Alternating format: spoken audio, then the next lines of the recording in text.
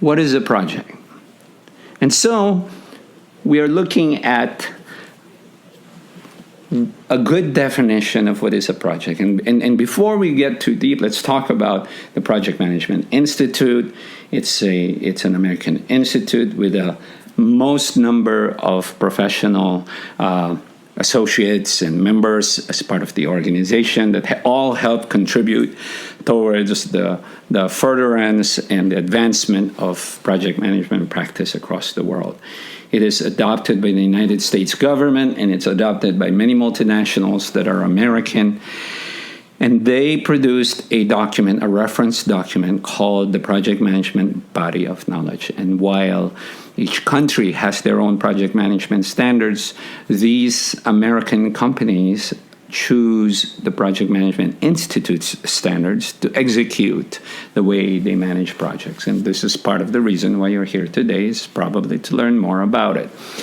Agile practitioners recognizes that in order for them to succeed, they need to have members of the team that are excellent. They have to have the very best of the organization working on that agile project. And these people have to be enabled. And when I say enabled, they are able to make decisions. And the majority of the decisions and dispositions that needs to be made right there and then can be done. And that's why it's called agile. It's fast. It's flexible. But many organizations can't absorb the ability of an agile concept to happen within. Maybe they're highly hierarchical, maybe they're highly structured in a manner that decisions can only be made by certain parties. And so there's a natural interaction between several levels across the organization that tends to bubble up into that decision making. And then when you're looking at cross-functional organization, it's even tougher.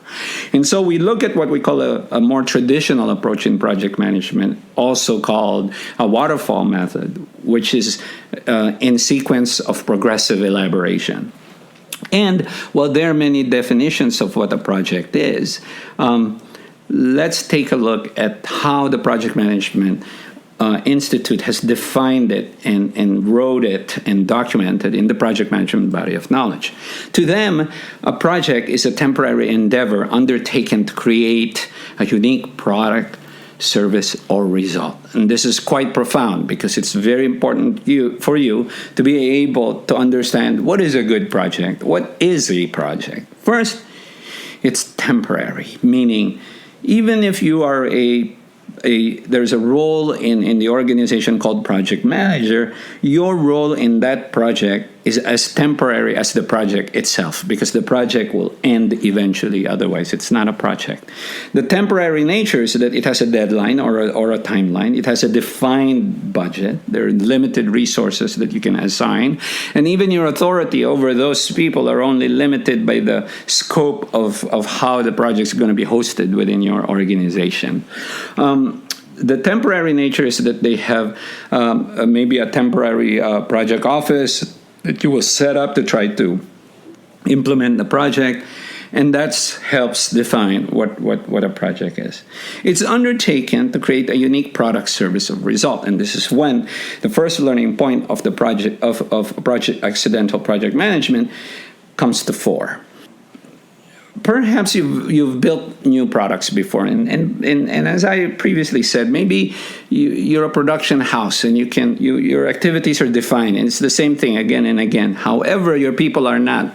They get promoted, they resign, new people are come and go to the organization. So management who's been there for like 20 years says, why can't we get this right? We've been doing this for 100 years. Yeah, because the people have not been there for 100 years, right?